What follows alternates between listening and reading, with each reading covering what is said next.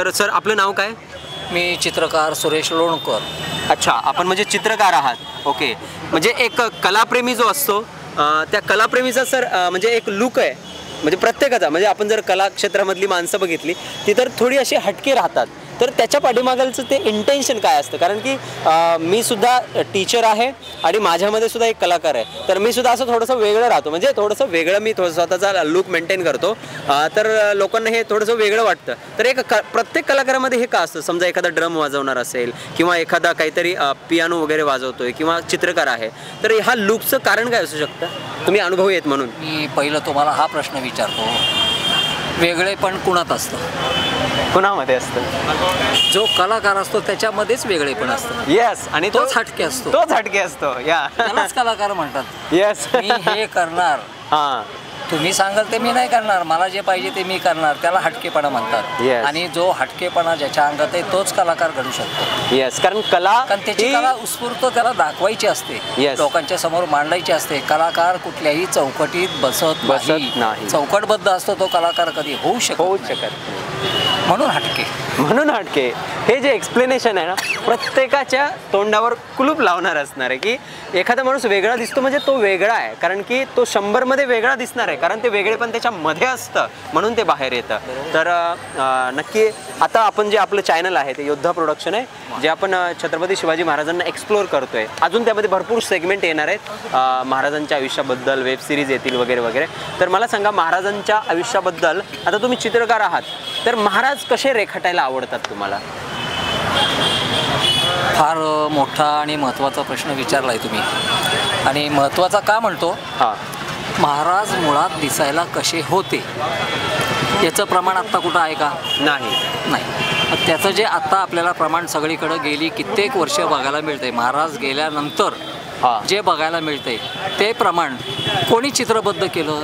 एका सर्वसामान्य चित्रकाराने, म्हणजे हटके माणसाने. पुन्हा आपण हटकेवरती जाऊ आपण.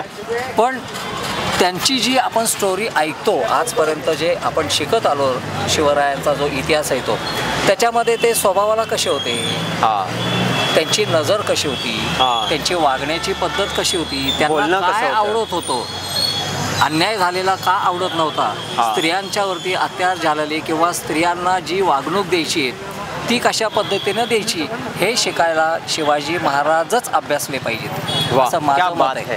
कारण हा सगळा इतिहास, हा सगळा परामर्श शिवाजी महाराजांच्या अंगात एवढा भरलेला होता, एवढा मुरलेला होता, आणि इतकं ओतप्रोत भरलेला माणूसच राज्य करू शकतो का? तर त्याला सगळ्यांची जाणीव आहे, स्त्रीत्वाची जाणीव आहे, शत्रूची जाणीव आहे. शत्रू जरी असला तरी शत्रूला त्यांनी कसं हाताळलंय हा आपण इतिहास वाचलाय. बिलकुल. जरी शत्रू असला तरी शत्रू हा माणूसच आहे ना, माणूसच. त्याला एक वेळ सूट दिली पाहिजे, त्याला एक वेळ अभयदान दिलं पाहिजे, म्हणजे शत्रूला सुद्धा कसं हाताळायचं. ही सगळी मोठी शिकवण, ज्याला आपण गनिमी कावा म्हणतो, त्या पद्धतीनं आपल्याला टाकता आली पाहिजे, त्या पद्धतीनं डाव टाकता आले पाहिजे, आणि त्या पद्धतीनं जनतेसमोर उभं राहून जग जिंकता आलं पाहिजे. त्याला म्हणायचं शिवाजी महाराज. म्हणजे शिवाजी महाराज ही काय संकल्पना आहे? शिवाजी महाराज म्हणजे प्रत्येकानं शिवाजी महाराजांची जी व्याख्या आहे ती प्रत्येकानं वेगवेगळी केली आहे, प्रत्येक इतिहासकाराने वेगळी. पण मला असं वाटतं की एक वेगळी महाराजांची व्याख्या आज तुमच्याकडून झाली आहे, आणि मला वाटतं महाराज हे तुमच्या जीवनामध्ये खूप मुरलेत. ते तुमच्या लुकमधून दिसतंय, तुमच्या वाणीतून दिसतंय, तुमच्या बोलण्यातून दिसतंय, आणि ते तुमच्या व्यक्त होण्यातून सुद्धा दिसतंय. शिवाजी महाराजांचं नाव घेतलं तर मेलेलाही जागा व्हायला पाहिजे. क्या बात आहे, असं माझं मत आहे. कारण एवढं मोठं कर्तृत्व आहे त्यांच्यात. जसं एखादी गोष्ट आपण बघितल्यावर अंगाला काटायला येतो किंवा अंगामधनं असं रक्त सळसळल्यासारखं आपण काहीतरी करावं असं वाटतं, तसं महाराजांचा फोटो बघितला, त्यांची बघितलं तरी असं वाटतं आता काय करू मी आणि काय नाही. पण सध्याची पिढी अनेक वेळा महाराज बघतील, पण महाराजांसारखं वागायचा प्रयत्न करत नाहीत. हे आपलं दुर्दैव आहे. फार मोठं दुर्दैव आहे. का नाही वागू शकत तुम्ही? वागलं पाहिजे. तुमच्यात ताकद नाही का? बिलकुल. तुमच्यात गट्स नाहीत का? बिलकुल. काय लागतं शिवाजी महाराजांसारखं वागायला? काय लागतं? स्वतःची पहिली हिंमत लागती. हिंमत असेल तर समोरच्याला तो काही उत्तर देऊ शकतो. पण आज आमच्याकडे हिंमत नाही का? तर आम्ही प्रत्येकाच्या हाताला बांधले गेलोय, मेंदे झालोय आम्ही. म्हणजे कशात आपण बांधले गेलोय, कशात आपण मेंदे झालोय, बांधले गेलोय. आता आजकाल जगायला लागतोय पैसा.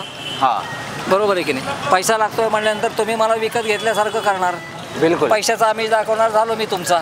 हा, हे जे मिंदेपण आहे ना, आपण एकमेकाच्या शब्दाखाली, पैशाखाली, ओझ्याखाली अडकलोय ना, त्याच्यामुळं हल्लीची पिढी डेअरिंग करत नाहीये. मी समजा डेअरिंग केला आणि मला असं वाटलं नाही राव, मी यांच्याकडनं काहीतरी मी यांचं देणं लागतो किंवा यांच्या शब्दाच्या पुढं मी जाऊ शकत नाही. मग मला जे बोलायचं असतं किंवा मला जे डेअरिंग करायचं असतं ते मी करू शकत नाही ना. का करू शकत नाही? तर मी दबलोय तुमच्या हाताखाली, मोठं दगडाच्या ओझ्याखाली मी दबलोय. त्यामुळं मनातून जरी असलं तरी मी काही करू शकत नाही. क्या बात आहे. अशी आताची आता म्हणजे तुमच्या वाणीमध्ये एवढं प्रखरपण आहे की ते मला असं वाटतं तरुणांना सुद्धा लाजवू शकतं, असं प्रखरपण आहे. तर आजच्या तरुणांना काय तुमचं त्या ठिकाणी सांगणं आहे आणि महाराजांकडून ते काय शिकू शकतात जे की त्यांचं राहतंय असं तुम्हाला वाटतं? महाराजांकडून महाराजांचा एक जरी नियम कटाक्षानं प्रत्येक तरुणानं पाळून तसं वागायचा प्रयत्न केला तर महाराज नीती म्हणजे काय हे तरुणांना कळेल. महाराज काय होते हे कळेल. महाराजांसारखं जीवन जगल्यावर किती मोठं ऐश्वर, किती मोठी संपत्ती आणि किती मोठी श्रीमंती मिळते हे कळेल. पण ते सांगणाराची, ते शिकवणाऱ्यांची, तो इतिहास दाखवणाऱ्यांची आज उणीव आहे. हे आमचं दुर्दैव आहे. नाही सांगत आम्हाला कोणी. शाळेतला शिक्षकसुद्धा सांगू शकत नाही, तो शिकवू शकत नाही. सांगणं तर लांबच राहिलं, कारण त्याच्याच जवळ किती मला माहीत नाही. हा, म्हणजे शिक्षकच किती महाराजांना जाणतोय हे शिक्षकालाच माहीत नाही तर तो विद्यार्थ्यांना काय सांगणार. पण अशा लोकांची जी गरज आहे, अशा लोकांची किंवा असे बुद्धिवान लोक शाळेमध्ये शिक्षक म्हणून का घेतले जात नाहीत, हा मोठा माझा प्रश्न आहे. आत्ता आमच्यासारखे कितीतरी कलाकार आज नोकरीविना पडून आहेत. त्यांना का घेतलं जात नाही? वशिलेच्या तुमच्याकडे पैशाचा बंडल आला की तुम्ही त्यांना लगेच नोकरी देता, पण त्यांना काय येतं हे बघता का? बिलकुल नाही. कारण की कलाकार पैशाने कधीच खरेदी केला जाऊ शकत नाही. मला असं म्हणायचं आहे की कला ही शिकल्या जाऊ शकत नाही. कलाकार हा जन्माला येत असतो, जन्मालाच येतो, पण त्या कलेची त्याला जाण पाहिजे. बिलकुल बिलकुल. प्रत्येक मनुष्य, माझं तर मत आहे, प्रत्येक मनुष्य हा जन्मजात कलाकार असतो. बिलकुल. कोणी गायला शिकतो, कोणी वाजवायला शिकतो, कोणी नाचायला शिकतो, कोणी तुमचं चित्र काढायला शिकतो, कोणी नाटककार होऊ शकतो, कोणी नेपथ्यकार होऊ शकतो. प्रत्येक माणसामध्ये काहीतरी कलागुण असतात. बिगर कलागुणांचा एकही माणूस जन्माला येत नाही. पण त्यातले कलागुण ओळखण्यासाठी आई वडील तत्पर पाहिजेत. बिलकुल. आता काय होतंय माहिती का? पोरगं घरात काय होतं, आता साधं उदाहरण मी तुम्हाला देतो. मुलाला आपण खेळणी आणून देतो का तर तो खेळावं, पण खेळणी आणून दिल्यानंतर तो मुलगा ते खेळणं तोडतो मोडतो, त्याचे पार्ट बाहेर काढतो. हां, आणि आपण पालक काय म्हणतात, आयला याला ना काही आणा, तोडतो मोडतो बसतो परत जोडत. आता तुला लेखा मी आणतच नाही काही, पण तो तोडतो मोडतो परत जोडतो, याचा अर्थ त्याच्यात कला आहे. आवड बघा ना, त्याला मेकॅनिकल जोडतोय, त्याला मेकॅनिकल व्हायचंय. मग त्याच्यातली कला तुम्ही बघितली का? नाही बघितली. म्हणजे ही दृष्टी पाहिजे. ही कुणाला पाहिजे? पालकांना पाहिजे. ही याला दूरदृष्टी. जसं की मला असं वाटतं की स्वराज्याचे निर्माते हे छत्रपती शिवाजी महाराज आहेत. कारण की आपलं चॅनल ते आहे. परत महाराजांकडे आपण येऊयात. निर्माते जरी महाराज असले तरी स्वराज्य संकल्पिका ह्या माँसाहेब जिजाऊ आहे. म्हणजे त्यांच्यामध्ये त्यांना ते गुण दिसले की हा परप्रांतीयांची सत्ता बाजूला काढून टाकू शकतो, हा स्वराज्य उभं करू शकतो आणि इथलच्या जनतेला न्याय देऊ शकतो. कारण की जर आपण बघितलं, छत्रपती शिवाजी महाराजांचे वडील असतील ते आदिलशाहीमध्ये आहेत, ते त्याच्यानंतर विजापूरकरांकडे सरदार म्हणून आहेत. जिजाऊंचे वडील जर बघितले आपण, लखुजीराव जाधव, तर त्यांच्याकडे सुद्धा सरदारकी होती. याचा अर्थ शिवाजी महाराजांना सुद्धा सरदारकी, मनसबदारी ही आपोआप भेटली असती. म्हणजे ती काळची ती मोठी नोकरी होती. जसे की आज एखादा आमदार खासदार होऊ शकतो, पण माँसाहेबांनी ते नाही करू दिलं की मला हवंय ते स्वराज्य, इथलच्या रयतेचं स्वराज्य, जुलमाविरुद्ध उभं राहणारं राज्य. तर हे त्यांनी ओळखलं म्हणून शिवाजी महाराज घडले. तर आजच्या एका आईनं मला असं वाटतं की मुलांमधले गुण ओळखले पाहिजेत आणि त्यांना एक वेगळी दिशा दिली पाहिजे की तू सुद्धा तुझ्या राष्ट्राला उभं करू शकतोस, तू तुझ्या राज्याला उभं करू शकतोस, तू तुझ्या गुणाने समाजाला उभं करू शकतोस. तर बिलकुल हे असं मला वाटतं. तुम्ही प्रखर एकदम बोलता आणि तुमच्या शब्दामध्ये मला आवडतं. बिलकुल बिलकुल. आणि तुमच्या खरं बोलायला कोणाची चोरी नसावी. बिलकुल बिलकुल. खरं बोला ना आणि रेटून बोला. तिच्या मायला खरंच बोलायचंय. यस, बिनधास्त बोला, पण खरं बोला आणि चांगलं बोला की ज्यांनी चार लोकांचं चांगलं होईल. बिलकुल. वाईट तर कोणालाही बोलता येतं. कारण की चांगलं करायचं माणसांमध्ये एक खूप लोक पाहिले, जसे प्रखर वाणीचे लोक जर आपण बघितले तर त्या लोकांना पाहून एक समाजाला वेगळी दिशा मिळाली आणि महाराष्ट्र सतत क्रांतिकारकांचं राज्य म्हणून त्या ठिकाणी उदयाला आलं. तर तुमची जी बाईट आहे ती खूप महत्त्वाची आहे. तुम्ही महाराजांची एक आज व्याख्या सांगितली जो की महाराष्ट्र नक्कीच पाहणार आहे आणि प्रत्येकानं आपापल्या व्याख्येमध्ये महाराष्ट्राला बांधलं. खरं तर महाराज हे बांधता येणारे नाही आहेत एका व्याख्येमध्ये, ते प्रत्येक जण त्यांची व्याख्या स्वतःच्या पद्धतीने करून घेऊ शकतो. प्रत्येक व्यक्तीला महाराज वेगळ्या पद्धतीनं दिसतात. येस. पण वेगळ्या पद्धतीनं जरी दिसत असले तरी महाराजांचं कर्तृत्व एकच आहे. ते सगळ्यांना तेच दिसावं. जे कर्तृत्व महाराजांच्या मध्ये होतं तेच कर्तृत्व दिसावं. जरी वेगळे दिसले तरी महाराजच येते, फक्त वेगळ्या वेगळ्या अँगलनी प्रत्येकजण बघतो. पण त्यांचं कर्तृत्व जे ज्या वेळेला तुम्ही बघताना त्या कर्तृत्वाप्रमाणे तुमचं कर्तृत्व, तुमचं वागणं सांभाळून वागावं, सांभाळून प्रत्येक सॉरी मी थोडं थांबतोय. म्हणजे पुढचा जो प्रश्न आहे तो प्रत्येक माणूस स्वतःच्या पद्धतीने क्रांतिकारकांना, नेत्यांना जातीमधून पाहतो की बाबा हे माझ्या जातीचे, हे माझ्या जातीचे, हे माझ्या, मग एका पर्टिक्युलर जातीनेच त्या एका पर्टिक्युलर क्रांतिकारकाचा उदो करायचा.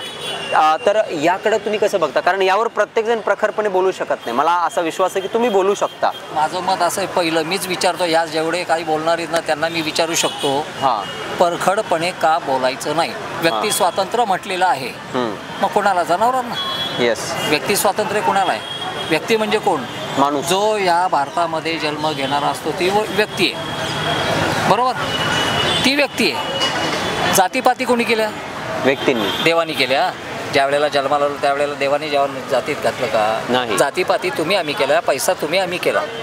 जातीपातीचं राजकारण करून जे आज जगतायत ते त्यांचे फक्त खिसे भरण्यासाठी करतायत. बिलकुल. जातीचा काही संबंध नाही आहे. एक विचार करा तुम्ही, एखादा मुसलमान माझ्या शेजारी राहतोय आणि मी मरायला लागलोय, मला रक्ताची गरज आहे, त्या मुसलमानाचं मला रक्त दिलं, चढवलं, तर मी जिवंत होतो.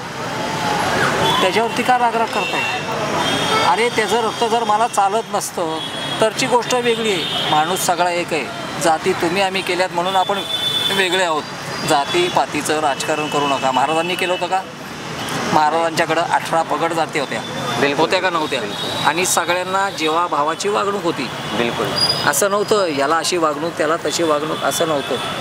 आणि म्हणूनच मला असं वाटतं की स्वराज्यासाठी एका शब्दावर महाराजांच्या मरायला तयार व्हायची मावळे. जसं की जीवा महाला असेल, त्याच्यानंतर मला असं वाटतं शिवा काशीद असेल.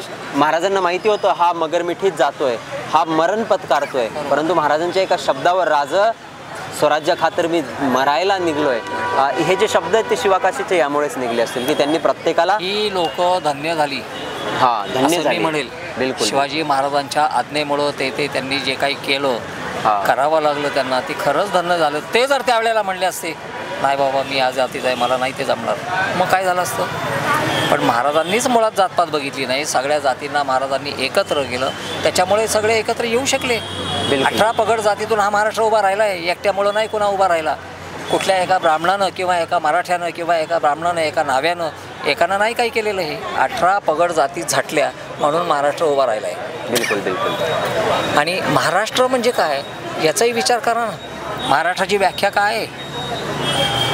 महा म्हणजे मोठं राष्ट्र. जिथं मोठं राष्ट्र उभारण्याची महाराजांची ताकद होती, इच्छा होती, त्याला महाराष्ट्र म्हणतायत. महाराष्ट्र हा माझा महाराजांच्या पोवाड्यात आहे. कशासाठी म्हटलं हे असं कशासाठी म्हटलं आहे?